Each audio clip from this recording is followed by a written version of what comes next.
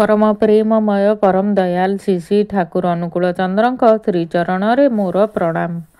परम आराध्या जगतजननी बड़माଙ୍କ श्रीचरणरे मोर प्रणाम। परम पूज्यपाद बड़दाଙ୍କ श्रीचरणरे मोर प्रणाम। पूज्यपाद आचार्य देवଙ୍କ श्रीचरणरे मोर प्रणाम। मोर यही वीडियो देखुथिबा इष्ट प्राण गुरु भाई गुरु माँ मानंकु मोर अंतररु सदापूर्वक जय गुरु। मोर यही चैनल मु समस्तंकु श्रद्धार सह स्वागत जनाऊँगी।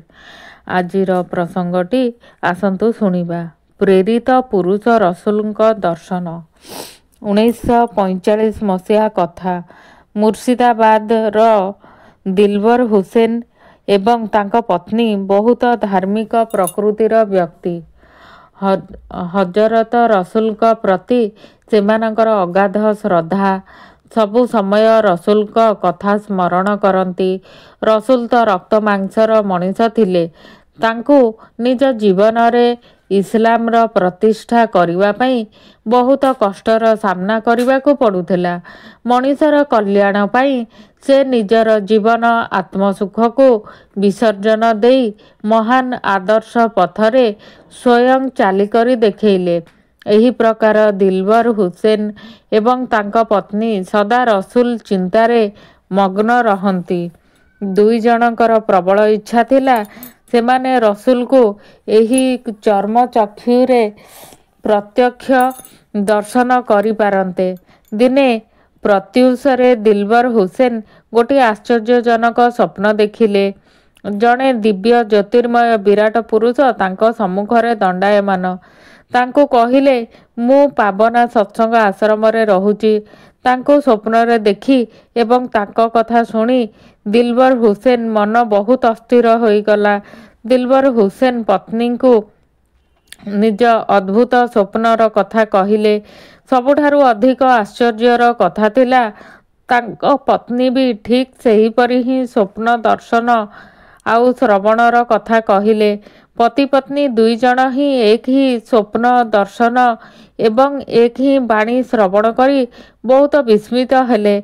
दुई जनक मनरे विश्वास गाढ़ होईगला। से दुई जन सेही दिव्य ज्योतिर्मय विराट पुरुषंक कथा जेते ही चिंता करुथिले सेते ही तांका प्रति आकृष्ट होई होई जाउथिले। स्वप्नर सत्यता परीक्षा करिबा पई दुई जनकर पावना सत्संग आश्रम जीवा पई इच्छा हैला। दिने पति पत्नी पावना सत्संग आश्रम जीवाकू बाहरी पड़िले। आश्रम रे पहुंची श्री श्री ठाकुर को देखते ही मने पड़गला स्वप्न रे जहांकर दर्शन होइथिला।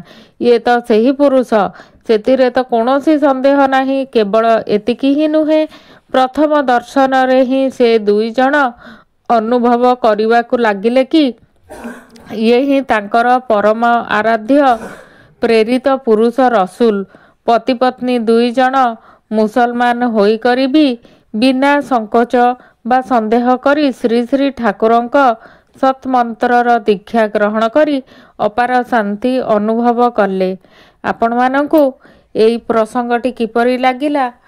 भल लागिथिले लाइक निश्चित करिवे। जय गुरु लेखिबाकू कमेंट रे जमा भी भूलिबेनी। देखंतु ए सबु आमर इष्ट प्राण गुरु भाई गुरु माँ मानंक द्वारा माने आमे शुणुचु ए सबु ठाकुरंक विषय रे कथा। भल लागिथिले लाइक निश्चित भावरे करिवे आउ सब्सक्राइब करने जमारू भी भूलिबेनी। आसंतु ठाकुरंकर गोटे इष्ट चिंता शुणिबा। दुखर ऊर्ध्व को उठिबार उपाय। श्री श्री ठाकुर दिने कहिथिले मनीष दुख पाए मन द्वारा। जदि केही 16 अणा मन सर्वक्षण इष्टंक ठारे सक्रिय भावरे व्यापृत रखिपारे ताहेले दुख को अतिक्रम करिपारे। तेणु संपूर्ण मनटा तांको पादरे न्यस्त करी देबाकू हुए। ठाकुर नहीं रहिबा ही हेला मनर सद्व्यवहार। कष्ट पाइले बुझिबाकू हबो मनर बाजे व्यवहार करूची। जय गुरु।